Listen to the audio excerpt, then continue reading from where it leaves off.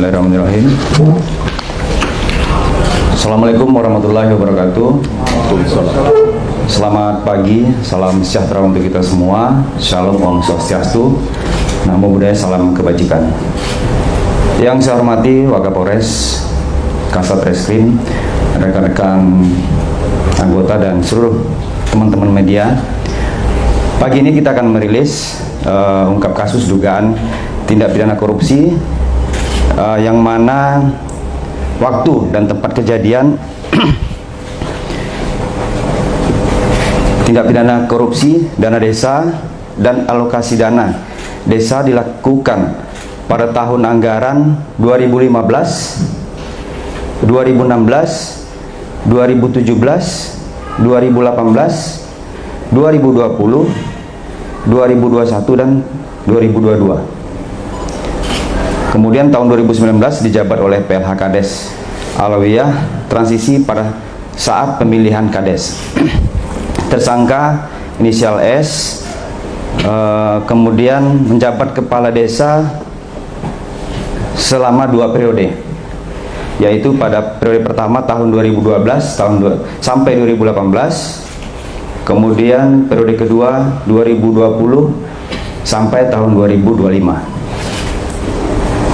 Selanjutnya 2025 sampai 2027 perpanjangan masa jabatan kepala desa diperpanjang menjadi 8 tahun berdasarkan surat keputusan Bupati Muara Enim tanggal 25 Juni 2024 tentang perubahan atas keputusan Bupati Muara Enim, pengesahan pemberhentian dan pengesahan pengangkatan kepala desa Tanjung Medang, Kecamatan Klekar, Kabupaten Muara Enim tanggal 5 Desember tahun 2019. Kemudian tersangka dibawa dan dijemput di Desa Tanjung Medang, Kecamatan Klekar, Kabupaten Muara Enim karena tidak hadir memenuhi panggilan selaku saksi sebanyak 2 kali dan tidak memberikan alasan yang jelas kepada penyidik. Setelah diperiksa dan diminta keterangan selaku saksi, selanjutnya berdasarkan hasil gelar perkara, maka terhadap saksi tersebut ditingkatkan dari saksi menjadi tersangka melalui mekanisme gelar perkara. Kemudian penahanan telah dilakukan selama 97 hari sejak tanggal 11 Juli sampai dengan 15 Oktober 2024. Akhir masa penahanan tersangka berakhir pada tanggal 7 November 2024. Selanjutnya beberapa saksi yang telah diperiksa, yakni pertama sebanyak 23 saksi, diantaranya perangkat desa, bidan, BBD, guru PAUD, camat, dinas PMD Muara Enim. Kemudian ada beberapa ahli, ada 3. Yang pertama ahli pidana, kemudian ahli Kementerian Dalam Negeri, dan ahli Inspektorat Muara Enim. Pasal yang disangkakan yaitu pasal primer ya, pasal 2 ayat 1 dan pasal 18 ayat 1 huruf B Undang-Undang RI nomor 31 tahun 1999. Sebagaimana telah diperbarui dengan Undang-Undang nomor 20 tahun 2001 tentang perubahan Undang-Undang nomor 31 tahun 1999 tentang pemberantasan tindak pidana korupsi, pasal 64 KUHP. Selanjutnya subsidiar pasal 3 pasal 18 ayat 1 huruf B Undang-Undang RI nomor 31 tahun 99 sebagaimana telah diperbarui dengan Undang-Undang nomor 20 tahun 2001 tentang perubahan Undang-Undang nomor 31/99 tentang pemberantasan tindak pidana korupsi di pasal 64 KUHP, di mana pasal tersebut berbunyi setiap orang yang secara melawan hukum melakukan perbuatan memperkaya diri sendiri atau orang lain atau suatu korporasi yang dapat merugikan keuangan negara atau perekonomian negara.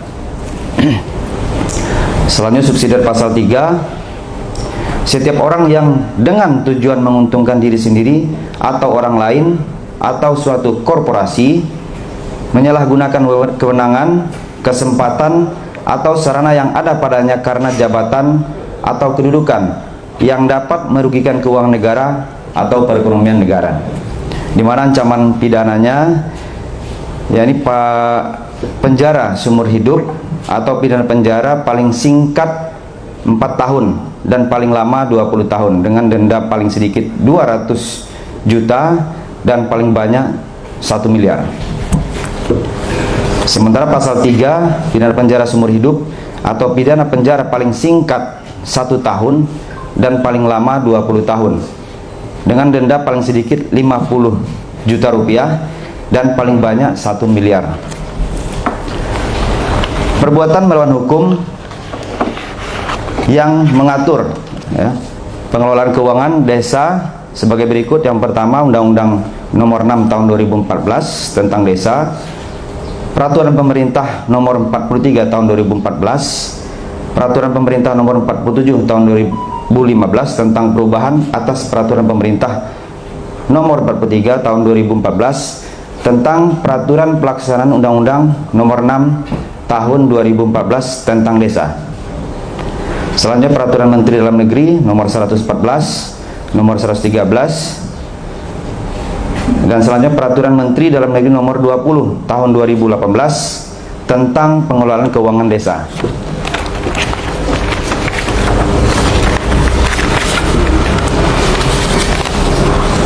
Selanjutnya kerugian negara yang ditimbulkan, di mana berjumlah sekitar 485 juta rupiah dengan modus operandi dalam pengelolaan keuangan desa. Kepala desa tidak melibatkan pelaksanaan pengelolaan keuangan desa, yaitu KASI dan KAUR, koordinator pelaksana atau sekdes, dan KAUR keuangan bendahara, sehingga dalam melaksanakan pengelolaan keuangan desa untuk keperluan belanja barang atau jasa, belanja modal yang telah dianggarkan dalam APBD desa, ada yang dilaksanakan sebagian, ada yang tidak dibagikan, dan ada yang sama sekali tidak dilaksanakan.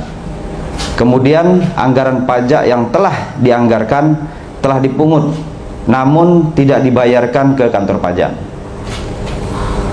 dan uangnya dipergunakan kepala desa untuk kepentingan pribadi dan kepentingan keluarga, dan ada yang dibelikan sebidang tanah 1 kapling di Desa Tanjung Medang tahun 2017 seharga 20 juta, dan ini telah dilakukan penyitaan, dan sepeda motor NMAX tahun 2022 seharga 32 juta, dan ini pun juga sudah dilakukan penyitaan. Penyitaan dokumen dan barang bukti dilakukan dari tersangka Sekdes Tanjung Medang dan juga dari Dinas Pemberdayaan Masyarakat dan Desa Kabupaten Muara Enim, berupa 1. Berdasarkan surat perintah penyitaan, itu 1 lembar surat petikan keputusan Bupati Muara Enim nomor 806 tentang pengesahan calon kepala desa. Kemudian 1 lembar surat keterangan jual beli tanah, surat keputusan Bupati Muara Enim nomor 615, surat keterangan Bupati ini tentang perubahan atas keputusan Bupati Muara Enim tentang pengesahan penghentian dan pengesahan pengangkatan kepala desa. Selanjutnya 1 unit sepeda motor NMAX dan berikut surat kendaraannya. Selanjutnya berdasarkan surat perintah penyitaan SP Sita 138 telah dilakukan penyitaan barang bukti dan telah mendapatkan penetapan dari Ketua Pengadilan Negeri Muara Enim. Selanjutnya berdasarkan surat perintah penyitaan nomor SP Sita 139 telah dilakukan penyitaan barang bukti dari tersangka S berdasarkan penetapan dari Ketua Pengadilan Negeri Muara Enim. Barang yang disita berupa dokumen aturan dan juknis penggunaan dana desa dan alokasi dana desa sebanyak 12 dokumen. Baik, demikian yang dapat kami sampaikan terkait penanganan kasus dugaan tindak pidana korupsi Selanjutnya bila mana ada pertanyaan dari rekan-rekan media, kami persilakan.